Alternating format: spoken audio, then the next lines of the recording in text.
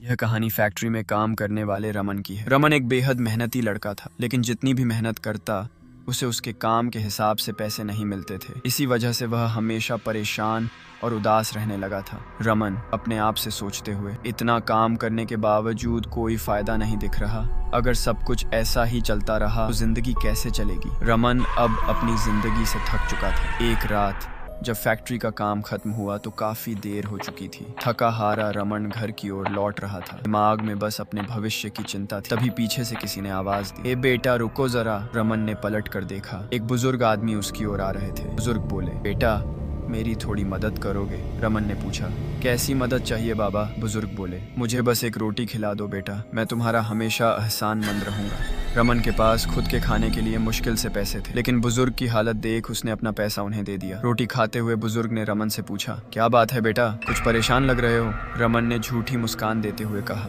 नहीं बाबा ऐसी कोई बात नहीं है। तब बुजुर्ग धीरे से बोले, मेरे पास एक ऐसी चीज है जिससे तुम्हारी सारी परेशानियां खत्म हो सकती हैं। रमन हैरानी से उनकी ओर देखने लगा। क्या चीज? बुजुर्ग मुस्कुराते हुए बोले, जिन्न साधना। ये हर किसी के बस की बात नहीं है, लेकिन तुम्हारे अंदर वो सच्ची चाहत दिखाई देती। रमन ने मजाक में कहा, अरे चाचा छोड़ो ना, क्यों परेशान कर रहे हो? लेकिन बुजुर्ग ने गंभीर होकर कहा, अगर सच में अपनी और अपने परिवार की जिंदगी बदलनी है तो सुनो। फैक्ट्री के पास जो जंगल है उसमें अंदर जाना, वहाँ एक कुआं है और उसके पास एक बड़ा पीपल का पेड़ है। तुम्हें वहाँ 40 रातों तक बिना कपड़ों के जाना होगा और एक मंत्र है, उसे हर रात 40 बार जाप करना होगा। लेकिन ध्यान रखना, इस दौरान कोई तुम्हें देखे ना, और जो भी आवाजें आए डर कर आंखें मत खोलना, वरना साधना टूट जाएगी। इतना कहकर वो बुजुर्ग वहाँ से गायब सा हो गया। रमन कुछ दिनों तक तो उलझा रहा, लेकिन हालात ने उसे फिर उस रात की बात याद दिला दी। रमन सोचते हुए, अब बचा ही क्या है, न घर चला पा रहा हूँ न खुद को, एक बार कोशिश कर ही लेता हूँ। उस रात रमन फैक्ट्री के पास वाले जंगल पहुंचा। समय था रात के लगभग 11:30 बजे। रमन ने अपने सारे कपड़े उतार दिए और डरते डरते जंगल के भीतर बढ़ा। कुछ दूर चलने पर उसे कुआं और उसके पास बड़ा सा पीपल का पेड़ दिखा। वहां खड़ा होकर उसने डरते हुए मंत्रों का जाप शुरू किया। अब यह उसका रोज का काम बन गया था। दिन बीतते गए, 35 दिन पूरे हो गए। 26वें दिन